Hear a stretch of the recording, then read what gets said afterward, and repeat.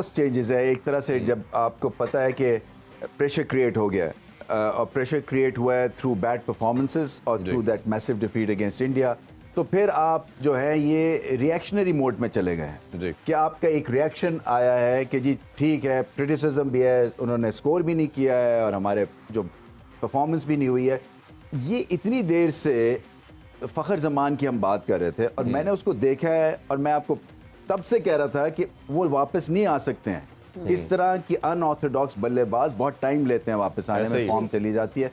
इनको पहले मैच में ही नहीं खिलाना चाहिए था। जब आपके 3 मैचेस आपने दे दिए अफगानिस्तान के अगेंस्ट, कोई तुक नहीं बनती। बात होती है एक नए प्लेयर के लिए कि आती है उसको अपनी बॉलिंग का इतना पता और खासतौर पर डेप्थ के ओवर जो मुश्किल होते हैं वो उसको बहुत अच्छा पता है। तो जहां पे क्योंकि नसीम शाह नया बॉल करता था तो उसकी जगह नसीम शाह मेरे ख्याल में ये एक बहुत बड़ा मैं समझता हूँ कि नुकसान हुआ पाकिस्तान टीम को, इसलिए कि शाहीन के साथ उसका पेयर बना हुआ था और दोनों ही विकेट टेकर बॉलर थे। तो साथ में इसकी जो जगह है जमान की, ये मेरे ख्याल में अर्ली ऑन नए बॉल को इस्तेमाल करना आता है, इसको आउट करने आते हैं प्लेयर्स को। वैसे जमान खान की जो आपने लास्ट ओवर की बात की मुशी भाई, देखिए कंट्रोल तो है उस लड़के के पास। 9 रन्स 9 आखिरी ओवर में जो है डिफेंड करना इन अ T20 कॉन्टेस्ट बहुत मुश्किल काम होता है और जमान ने 1 दफ़ा नहीं 2 दफ़ा अपनी टीम के लिए इसी तरह का लास्ट ओवर किया है, वो तो बहुत इंपॉर्टेंट है।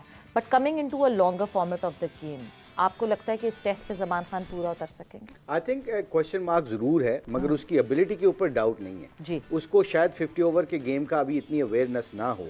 ये जय हिंद दोस्तों, इंडिया वर्सेस पाकिस्तान के बीच एशिया कप मैच खेला गया दोस्तों, जिसमें इंडिया ने पाकिस्तान को बुरी तरह से कुचल दिया और एशिया कप में अपना रौतबा जमा दिया दोस्तों। जिसको देखकर दोस्तों शाहिद अफरीदी और रमीज राजा गुस्से हो गए हैं और कह रहे हैं क्या घंटे का बाबर है जो इंडिया के खिलाफ नहीं चल सकता और जो नेपाल के खिलाफ ही चलते हैं। तो चलिए दोस्तों देखते हैं पाकिस्तानियों का रिएक्शन, जो कुलदीप यादव के बारे में क्या कह रहे हैं। ये लेना होता है काम, आपने, आपकी मैनेजमेंट ने, आपके कप्तान ने, कब उसको इस्तेमाल किया जा सकता है।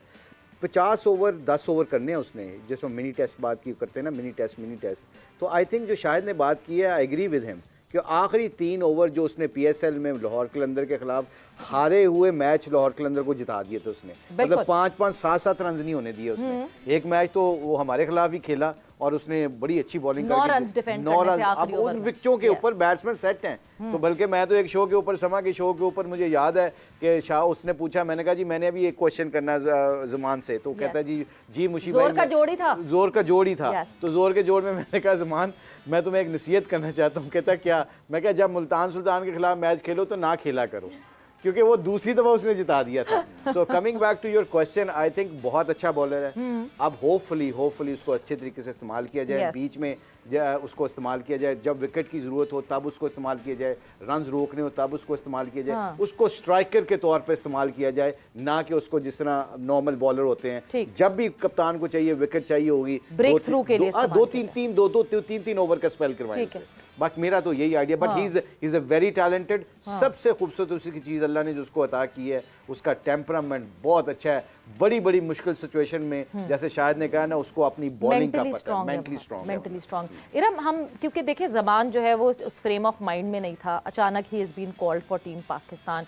अगर तो हम कल के मैच में जमान को देखते हैं खेलते हुए, मतलब दिस इज अ डू और डाई मैच फॉर पाकिस्तान। जीते तो फाइन। आप फॉर्म को सल्यूट करें और फॉर्म बेस्ड टीम सेलेक्ट करें, या रेपुटेशन पे अगर आप टीम सेलेक्ट करते रहेंगे तो चोटें खाते रहेंगे। और उसको आई थिंक आपको कोर्स करेक्शन की जरूरत है। आपने देख लिया है कि रेपुटेशन के बेस के ऊपर आपने कितने चांस देने हैं। ये भी नहीं, ये इसका भी कोई होना चाहिए ना, एक at the end of the day कि जी उसकी विंडो जो है ना अपॉर्चुनिटी की, वो 2 मैच है, इससे ज्यादा नहीं हम उसको दे सकते। ये नहीं हो सकता कि एक बंदा 2 महीने से आउट ऑफ फॉर्म है, LPL बाबर आजम उनके साथ खेले, उनको आइडिया है कि कोलंबो की पिचेस उनको सूट नहीं कर रही हैं और डिजास्टर पे डिजास्टर हो रहा है, एक बैड परफॉर्मेंस दूसरी बैड परफॉर्मेंस, और आप रीइंफोर्स कर रहे हैं एक आउट ऑफ फॉर्म प्लेयर की सिलेक्शन को। ये कैसे हो सकता है? ये मतलब, और पता है ये इंपॉर्टेंट मैचेस हैं वर्ल्ड कप से पहले, आपका कॉम्बिनेशन अगर हर्ट हो रहा है, अगर वो फॉर्म में नहीं है, सो बी इट।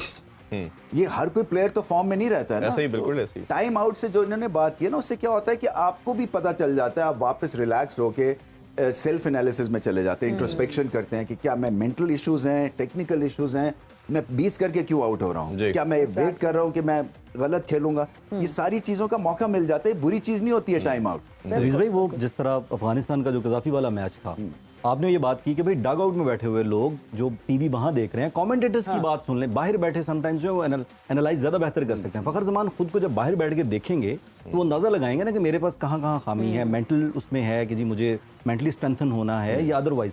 तो वो अगेन बजाय इसके कि बिल्कुल ही फारिग करवा के उसके बाद चैन से खत्म कर दें कि आइंदा आना ही नहीं। और देखिए बैट पैच तो मेरा ख्याल है ब्रैडमैन से लेके आज तक हिस्ट्री में सब पे आया, सब बैटर्स पे आता है, बॉलर्स पे आता है, तो उसमें आपने इसका मकसद ये बिल्कुल नहीं है कि जो डगआउट में बैठा है वो वेस्टेड प्लेयर है या उसकी